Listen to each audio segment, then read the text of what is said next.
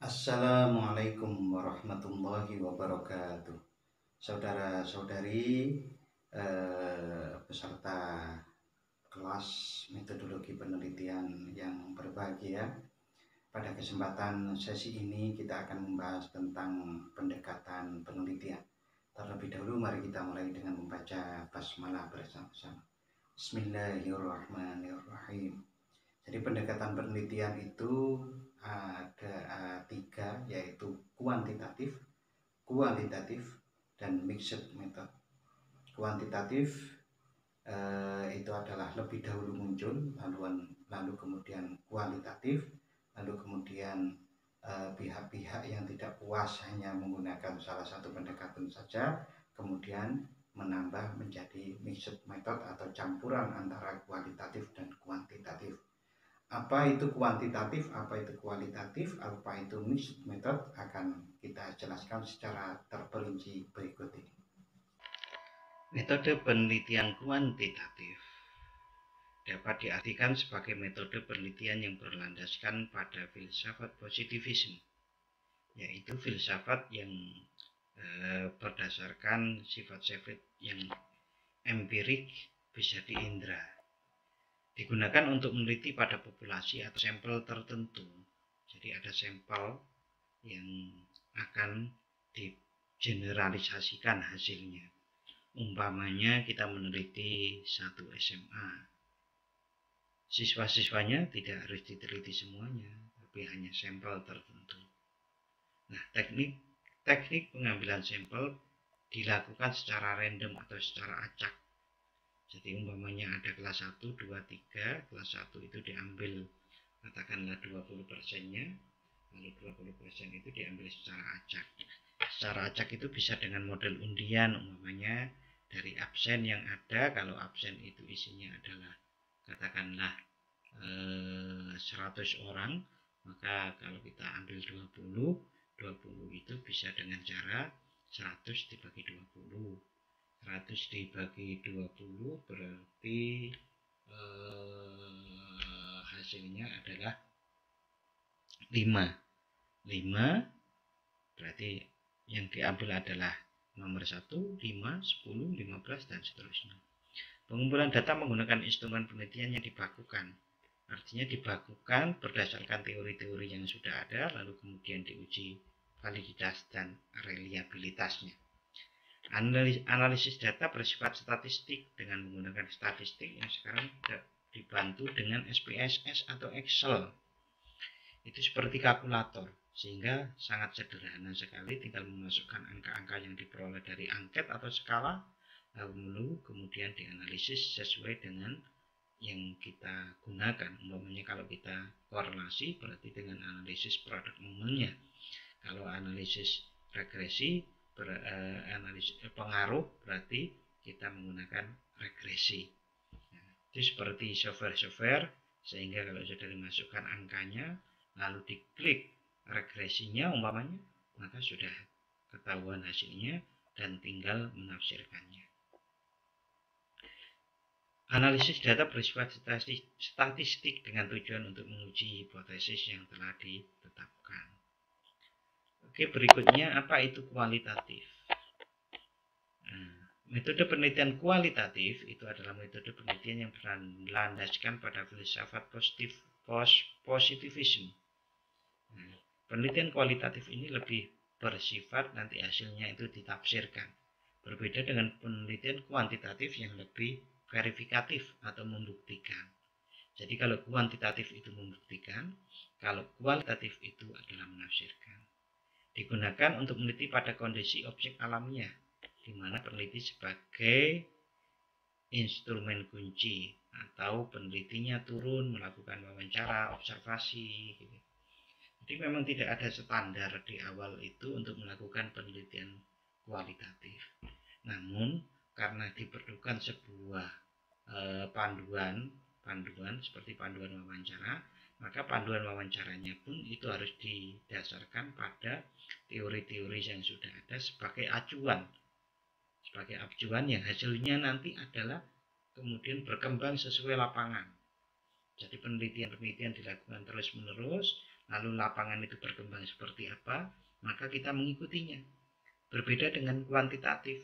Kuantitatif itu adalah sudah baku berdasarkan teori-teori yang sifatnya adalah membuktikan apakah lapangan itu sesuai dengan teori atau tidak, atau memang sudah berubah, harus berubah teorinya, dan seterusnya seperti itu.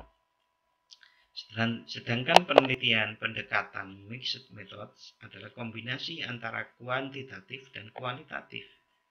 Model-model kombinasinya ada berurutan, ada paralel. Berurutan itu umpamanya kuantitatif dulu lalu kualitatif, atau dibalik, kualitatif dulu kuantitatif. Paralel itu bersama-sama dikerjakan. Konkuren triangulasi itu berarti bagaimana sumber-sumber itu ditentukan secara kualitatif dan kuantitatif. Triangulasi itu kan berarti bagaimana sumber-sumber itu tidak hanya satu, tetapi di cross check antara sumber yang lain, bisa dibedakan waktunya walaupun sumbernya sama gitu ya. Atau dari sumber observasi di cross check dengan wawancara, atau concurrent embedded. Nah, ini nanti akan kita jelaskan satu persatu lebih detail lagi.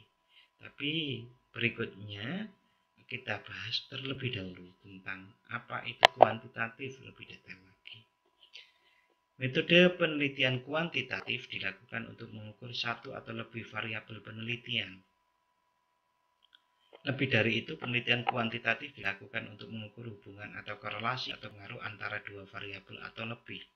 Contoh, umpamanya kita mengukur hubungan intensitas mengaji Al-Quran dengan tingkat kepribadian Islam, atau intensitas mengaji Al-Quran dengan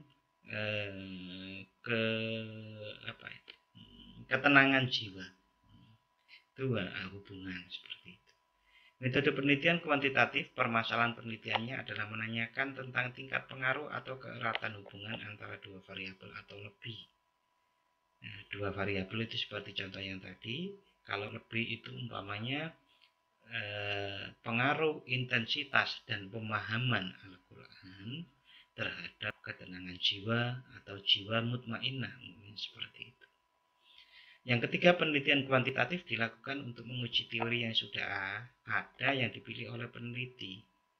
Jadi teori mutmainnah atau jiwa Islam itu menurut siapa? Menurut Imam Ghazali, Ibnu Khaldun, atau menurut Syekh Ihsan Dahlan, atau yang lain-lain.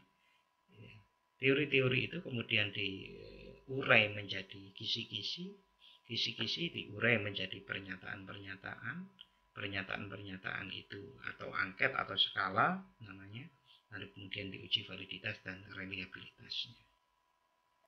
Metode penelitian kuantitatif memfungsikan teori sebagai titik tolak menemukan konsep yang terdapat dalam teori tersebut yang kemudian dijadikan variabel. Penelitian kuantitatif menggunakan hipotesis sejak awal ketika peneliti telah menetapkan teori yang digunakan. Oke, jadi sejak awal memang berdasarkan teori, sehingga nanti sifatnya itu bisa mengembangkan teori atau menemukan teori baru, karena teori-teori yang sudah lama itu ternyata tidak bisa dibuktikan kebenarannya, ataukah ingin mengembangkan, membuktikan, atau menemukan. Ya, ketiga hal itu dalam penelitian termasuk penelitian kuantitatif itu terutama. Oke, berikutnya bagaimana dengan ciri-ciri kuantitatif? Masih selanjutnya, penelitian kuantitatif lebih mengutamakan teknik pengumpulan data kuesioner, berbeda dengan penelitian kualitatif yang wawancara dan observasi. Penelitian kuantitatif penyajian datanya berupa tabel distribusi pilihan jawaban para responden yang ditentukan oleh peneliti berupa angka. Jadi umpamanya ada tabel tingkat mutmainnah atau tingkat ketenangan jiwa mahasiswa PAI, lalu disajikan dalam tabel-tabel. Di situ di tabel itu mungkin bisa dilihat ada kategori di mana jiwa mutmainnah yang sedang, jiwa mutmainnah yang tinggi. Nah, itu disajikan dalam bentuk tabel-tabel dan beberapa mungkin dengan diagram-diagram. Yang kedelapan, penelitian kuantitatif menggunakan perspektif etik, yaitu data yang dikumpulkan dibatasi atau ditentukan oleh peneliti dalam hal pilihan indikator atau atribut variabel, baik jumlah maupun jenisnya, sehingga sudah jelas penelitian kuantitatif itu. Kesembilan, metode penelitian kuantitatif menggunakan definisi operasionalisasi karena akan mengukur variabel. Karena definisi operasional pada dasarnya merupakan petunjuk untuk mengukur variabel.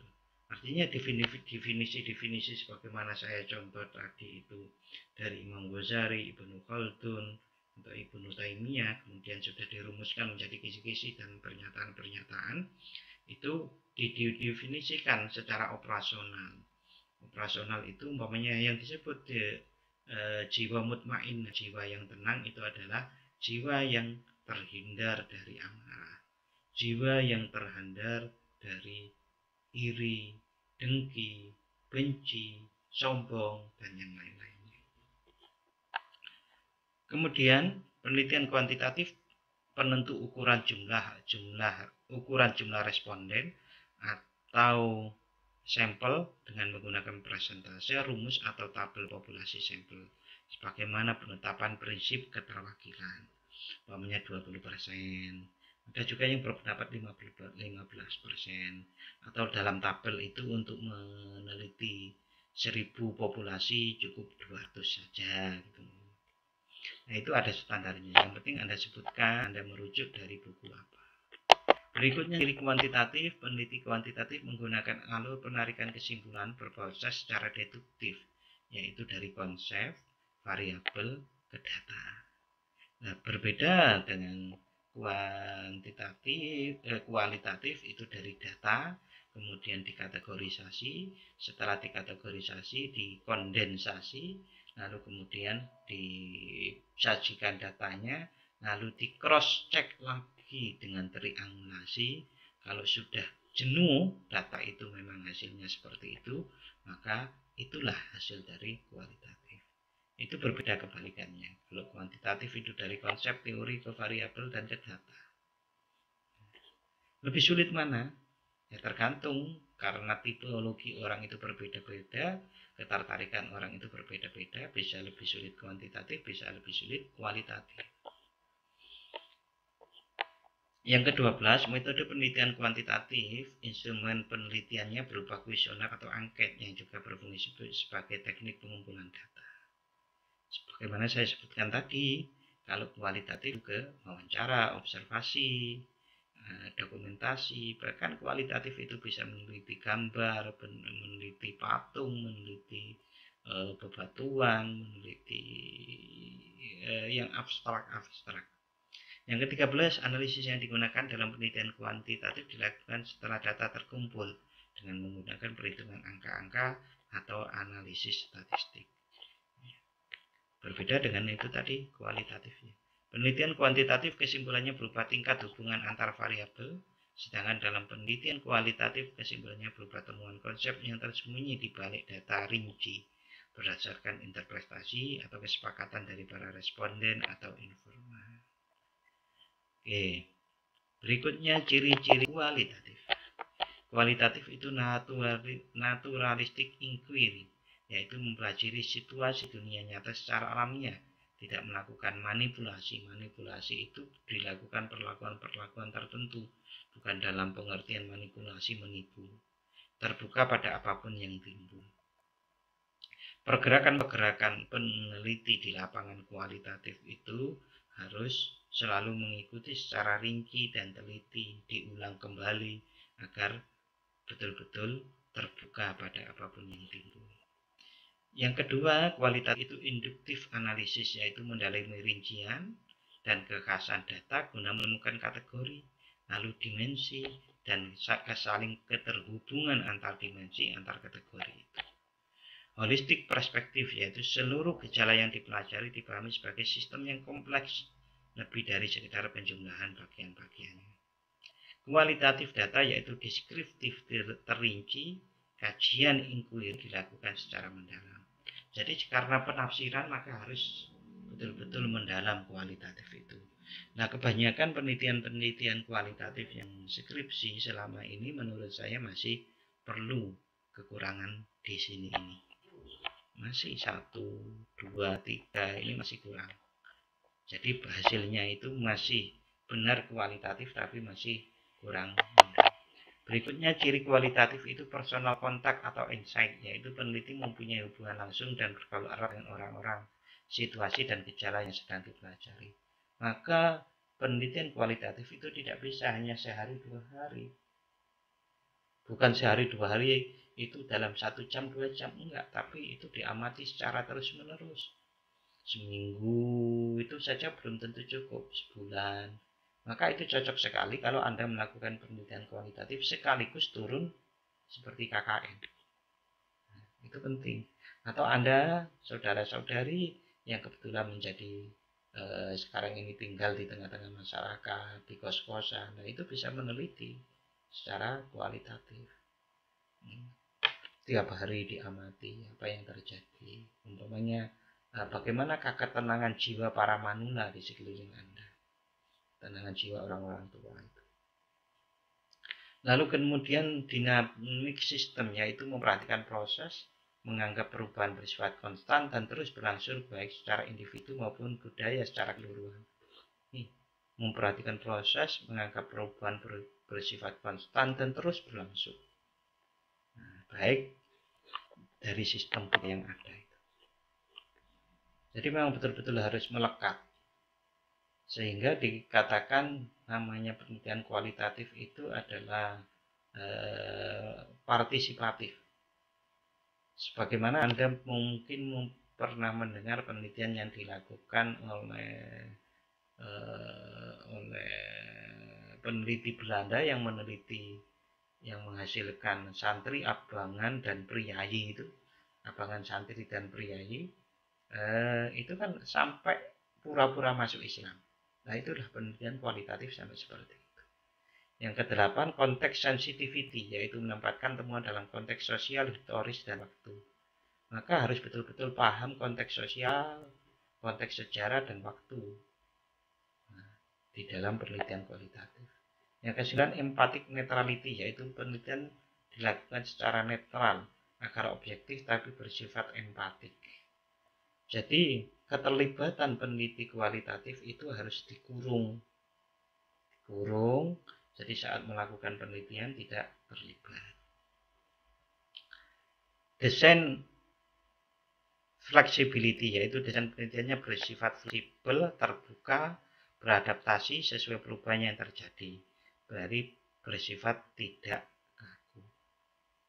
Bagaimana caranya memilih kuantitatif, kualitatif, atau mixed method? Pemilihan atas metode penelitian kualitatif atau kuantitatif atau mixed method hendaknya mempertimbangkan 5 faktor sebagai berikut. Jadi ada 5 faktor.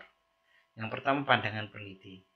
Jika Anda seseorang lebih tertarik dengan asumsi objektivitas, maka ia mesti memilih metode kuantitatif. Sedangkan mereka yang lebih cenderung pada kedalaman pemaham dari suatu fenomena, maka ia mesti memilih kualitatif. Yang satu objektif, yang ini pemahaman makna. Pemahaman makna itu bisa subjektif. Jadi kadang hasilnya itu lebih subjektif dan menimbulkan diskusi-diskusi lanjutan. Kualitatif itu. Yang B, latihan dan pengalaman peneliti. Para peneliti yang terlatih menggunakan teknik-teknik statistik, penulisan ilmiah teknis, penggunaan software komputer untuk analisis kuantitatif, dan terbiasa membaca jurnal kuantitatif di perpustakaan, maka ia lebih cocok untuk menggunakan metode kuantitatif.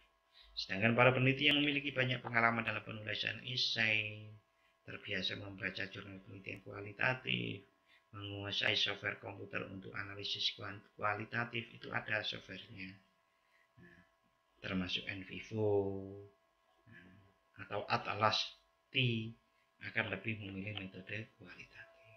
Jadi kualitatif pun juga ada softwarenya. Yang ketiga, sisi psikologis peneliti.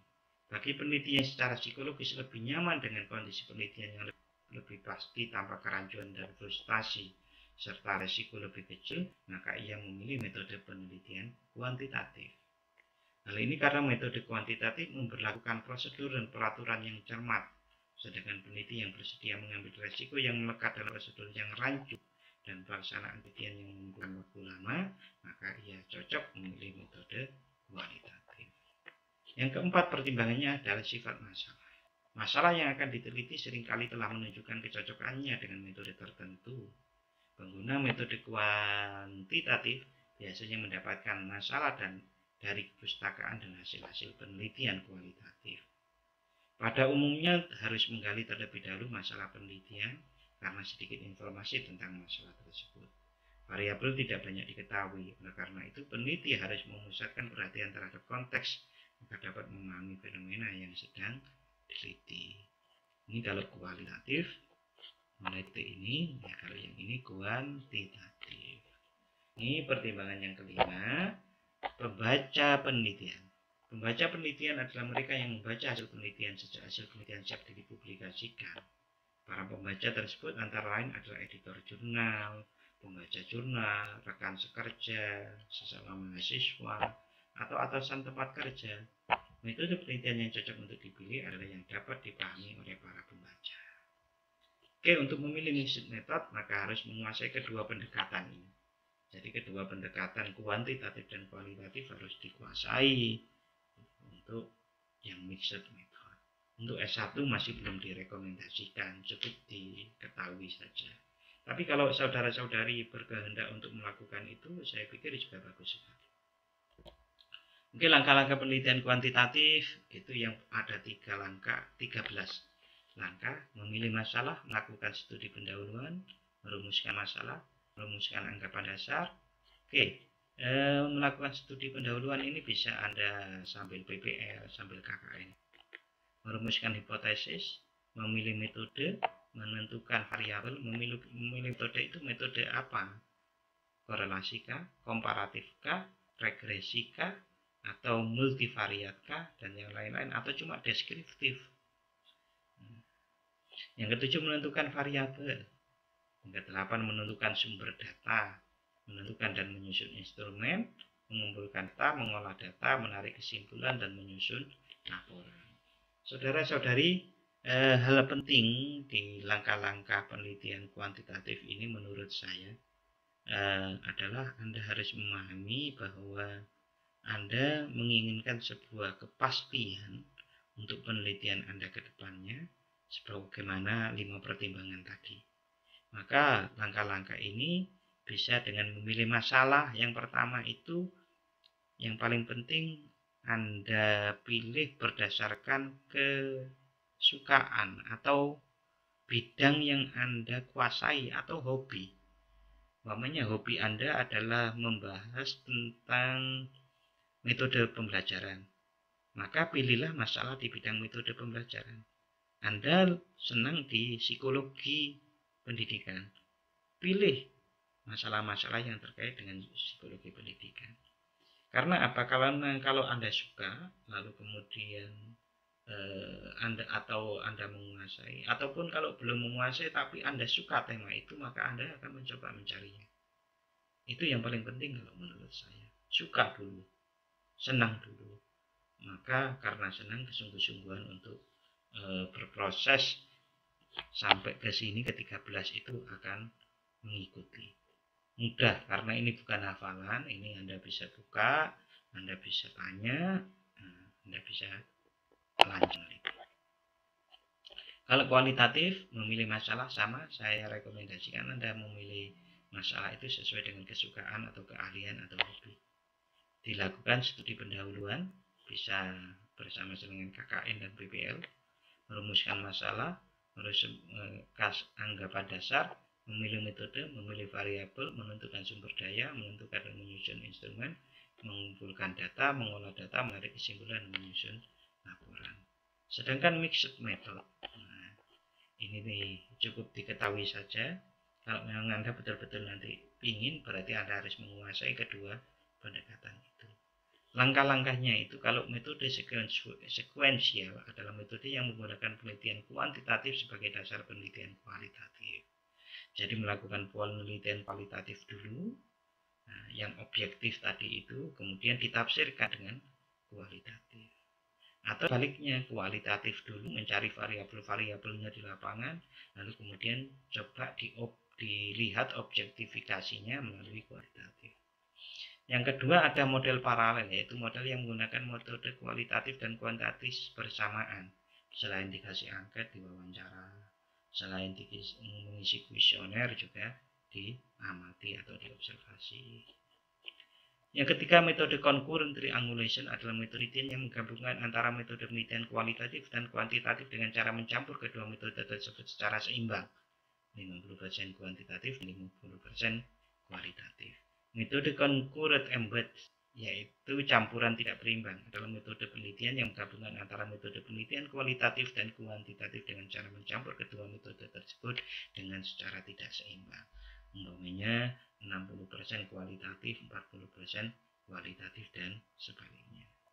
Oke, itu saudara-saudari, mudah-mudahan bisa dipahami dengan baik.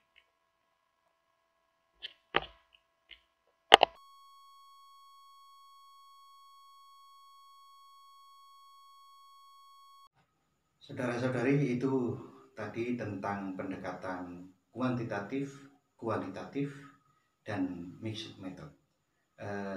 Bagaimana cara memilihnya sudah dijelaskan tadi, maka sekali lagi Anda harus memilih pendekatan ini berdasarkan sifat lapangan yang akan Anda teliti, respondennya siapa, subjek atau objek penelitiannya bagaimana, mana yang paling tepat digunakan, kuantitatifkah, kualitatifkah, atau bahkan mixed method. Yang penting Anda harus betul-betul jelas mengapa memilih salah satu pendekatan itu atau menggabungkan dua pendekatan itu. Mudah-mudahan yang saya sampaikan ini bermanfaat. Terima kasih. Wassalamualaikum warahmatullahi wabarakatuh.